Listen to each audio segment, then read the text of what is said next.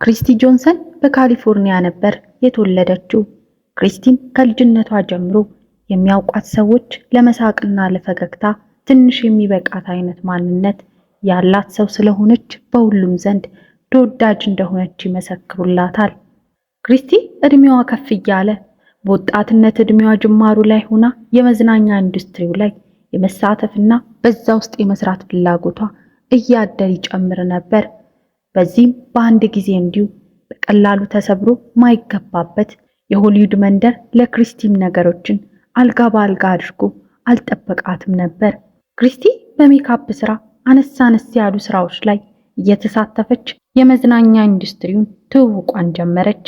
ክሪስቲ እውነተኛ ህልሟን የምትኖርበት ጅማሩ ላይ ሆና ስትኖር አሁን ላይ የምትሰራበትን የካሜራ ጀርባ ስራ እየሰራች ወደፊት የሚመጣላትን እድል እያለመች ቀጠለች። ጊዜው የቫላንታይን ወይም የፍቅረኛሞች ቀን ሳምንት ነበር።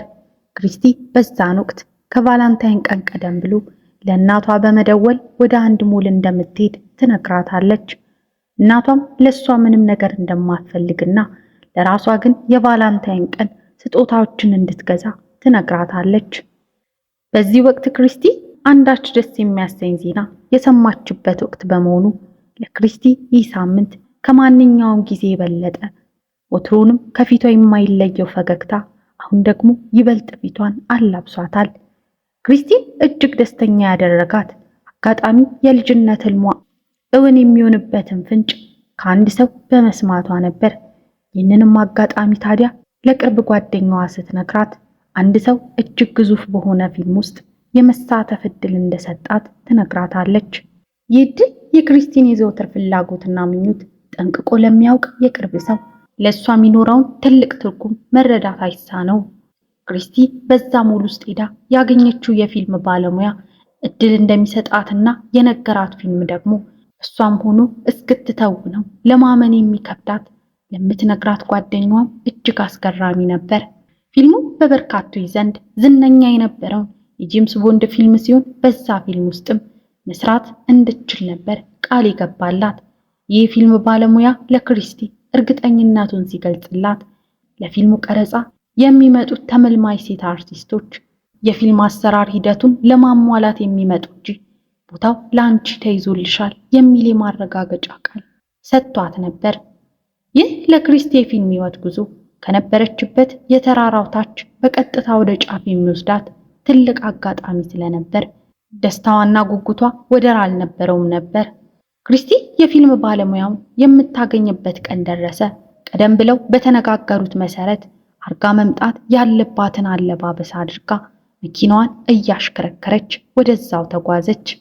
ፀሐይ መጥለቋን ተከትሎ ቀኑ ወደ ምሽት ተቀየረ።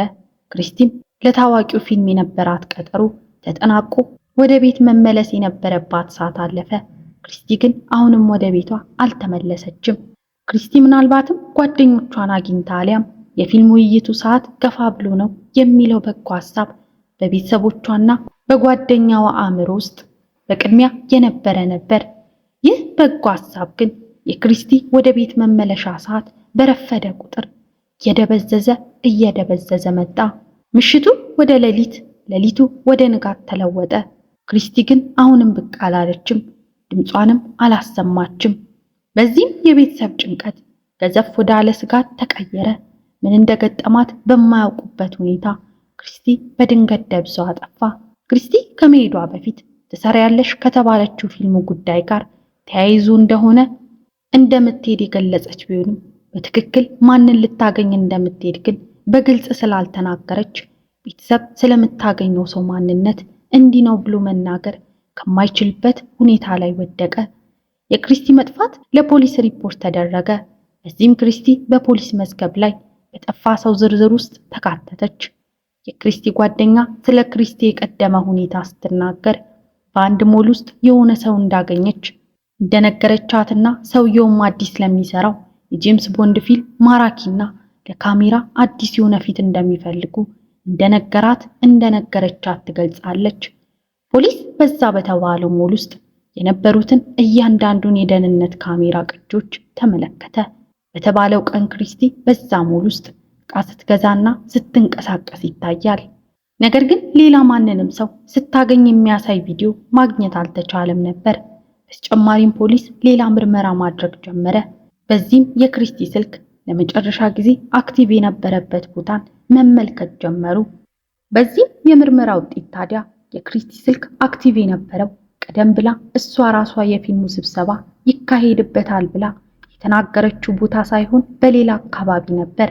ይህም ታዲያ ነገሩን እንደገና የሚያወሳስብ አጋጣሚ ነበር። የክሪስቲን መልክ የያዘ ፎቶ በየሚዲያው ተሰራጨ።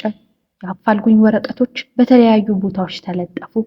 የወጣቷ መጥፋት በመላ ሀገሪቱ መነጋገሪያ ሆነ። የክሪስቲን መጥፋት ዜና በሚዲያው የተመለከተች አንዲት ሴት ፖሊስ ዘንድ የምታካፍለው መረጃ እንዳላት በመግለጽ ብቅ አለች። እቺ ሴት ሱዛን መርፌ የተባለች ሴት ስትሆን ፖሊስ ዘንድ ቀርባ በሰጠችው ቃል መሰረት ከጥቂት ጊዜ በፊት እሷም ልክ እንደ ክሪስቲ ሁሉ በአንድ ሞል ውስጥ አንድ የፊልም ባለሙያ ነኝ ያላትን ሰው እንደተተዋወቀችና ፊልም ሊያሰራት እንደሚችል እንደገለጸላት ተናገረች።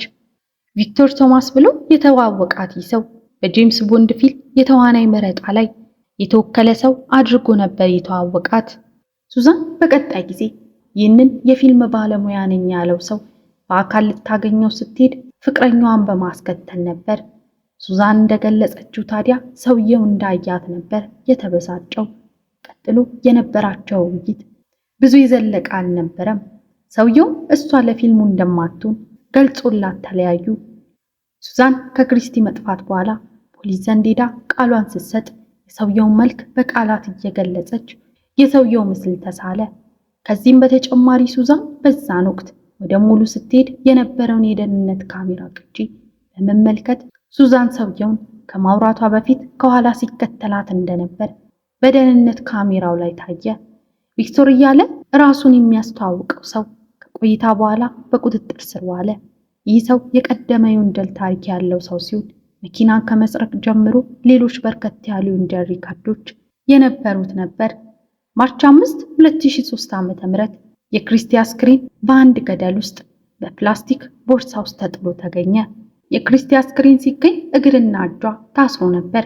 ከክሪስቲ አሳዛኝ ዜና በኋላ ሌሎች በተመሳሳይ ሁኔታ ከዛ ተመሳሳይ ሞል ጋር ያገኙት ሰው እንደነበርና ስለ ፊልም ስራ አውርቷቸው እንደነበር ገለጹ። ትክክለኛ ስሙ ቪክቶር ቶማስ ሳይሆን ቪክቶር ፓላጊዮስ የተባለ ሰው ሲሆን በተመሳሳይ አቀራረብና ሁኔታ በርከት ያሉ ሴቶችን በፊልም ማሰራት የፈጠራ ወሬው አማካኝነት አታሉ ሊያጠቃቸው ይጥራል። ከዚህ መሃል ታዲያ ታዋቂ የፊልም ተዋናይት የመሆን ፍላጎት ሰንቃ የነበረችው የ21 ዓመቷ ክሪስቲ ታዲያ ቪክቶርን ስታገኘው ህልሟን ሊያሳካ የተላከ የፈጣሪ ስጦታ አድርጋ ነበር ያሰበችው። በተቃራኒው ግን ሰይጣናዊ ሐሳብ ጭንቅላቱን የሞላው ጭራቁኑ በአሳዛኝ ሁኔታ ህይወቷን ነጠቃት። በመጨረሻም ቪክቶር በዚህ ወንጀል ጥፋተኛ ሆኖ ከተገኘ በኋላ የ25 ዓመት እስራት ተፈረደበት። ቤተሰቦቻችን እናንተስ ስለዚህ ታሪክ ምን ታስባላችሁ? አስተያየታችሁን ኮሜንት ላይ አስቀምጡልን። ቪዲዮን ከወደዳችሁት እንደተለመደው ላይክ እና ሼር በማድረግ አብሮነታችሁን አሳዩን። ለቻናላችን አዲስ የሆናችሁ ሰብስክራይብ በማድረግ ቤተሰባችንን እንድትቀላቀሉ ግብዣችን ነው።